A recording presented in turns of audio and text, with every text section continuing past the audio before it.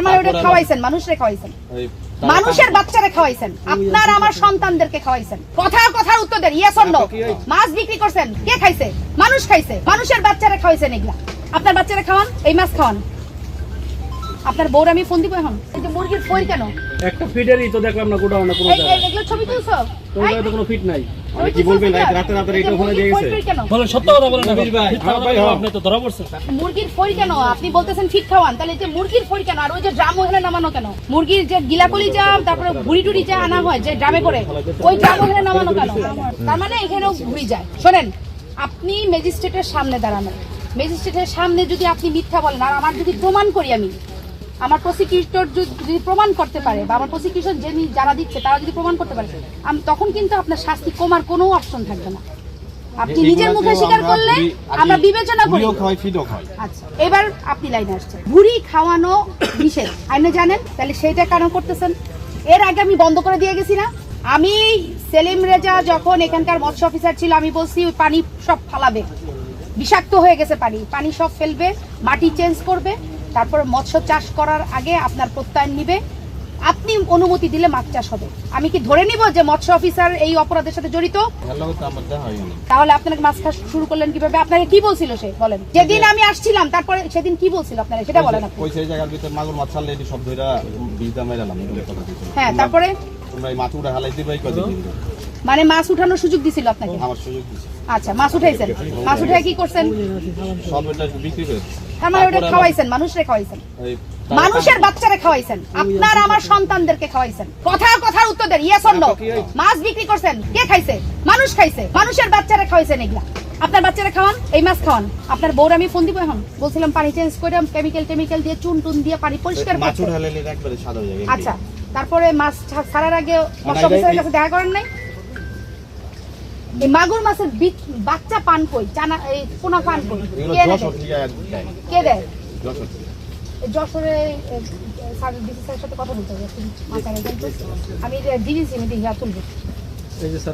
আপনি তো এটা তো নিশ্চিত যে আপনি যে আফ্রিকান মাগুরে যে খাবারটা খাওয়াচ্ছেন এখানে, ঠিক আছে, সেটা বৈধ না কোনোভাবে, এটা তো সত্য, এবং এটা তো আপনার একটা অপরাধ, এটা তো আপনি নিশ্চিত। এবং এখানে যে পরিমাণ দুর্গন্ধ, এখানে কোনো স্বাভাবিক মানুষ এখানে হাঁটতে পারবে না, আসতে পারবে না, বসতে পারবে না, এটাও তো পরিবেশ দূষণ করতেছেন, তাই না? তো সবকিছু মিলিয়ে আপনার এই মাছ আমরা জব্দ করছি, জব্দ করে এই মাছ আমরা ডিস্ট্রয় করছি বা করব, এটাই হচ্ছে নিয়ম, আইনগতভাবে যেটা প্রসিডিউর আছে সেটা। এবং এই পুকুরে জিম্মাদার হিসেবে এখানকার যে মেম্বার আছেন তিনি দায়িত্ব পালন করবেন। ওনার কনসার্ন ছাড়া আপনি এই পুকুরে আর কিছু করতে পারবেন না। উনি এবং এই মৎস্য অফিসার যিনি প্রসিকিউশন দিয়েছেন তারা প্রত্যয়ন দিবে, তারা কাজ করবে, তারপরে আপনি ব্যবসা করতে পারবেন। এটা হলো প্রথম বিষয়। দ্বিতীয় বিষয় হচ্ছে আপনি এর বয়স কত? আচ্ছা, যেহেতু আপনার বয়স কম, আপনি কি বিবাহিত? বাচ্চা আছে? আচ্ছা, বয়স কত?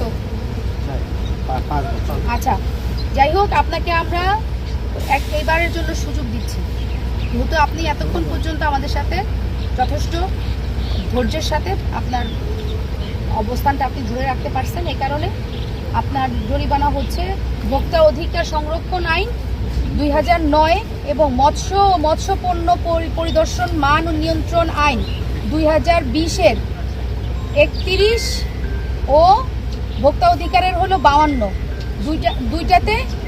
দুইটাতে আপনাকে আমরা 2 লক্ষ টাকা জরিমানা, অনাদায়ে 6 মাসের জেল। ঠিক আছে, আপনি যদি 2 লক্ষ টাকা দিয়ে দেন তাহলে আপনার 6 মাসের জেলটা মাফ হয়ে যাবে। আর যদি আপনি 2 লাখ টাকা না দেন তাহলে সেই রেশিও অনুযায়ী আপনার জেল হবে এটা, এবং এই ইনস্ট্যান্ট দিতে হবে।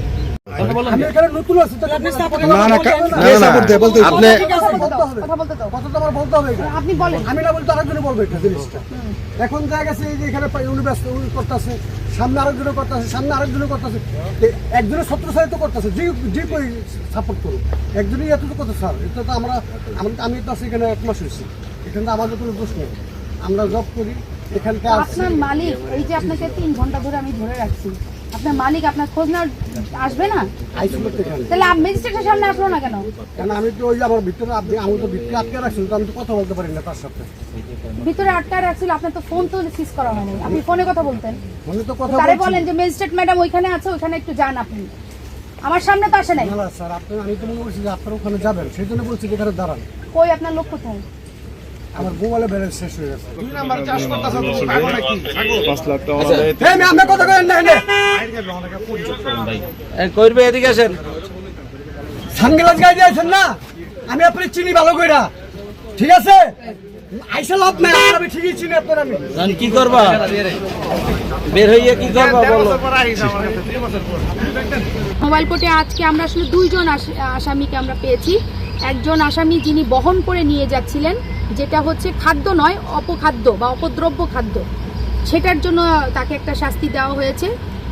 আর এখানে যিনি হচ্ছেন এই 2-4টা পুকুরে মাছ চাষ করছেন, তাকে একটা শাস্তি দেওয়া হয়েছে।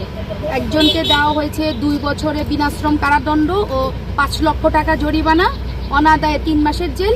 আরেকজনকে দেওয়া হয়েছে 2 লক্ষ টাকা জরিমানা, অনাদায়ে 6 মাসের জেল। কেরানীগঞ্জে যারা এই ধরনের অবৈধ বিজনেস করছেন, তারা দয়া করে এই ব্যবসা থেকে সরে আসেন, এখনো সময় আছে।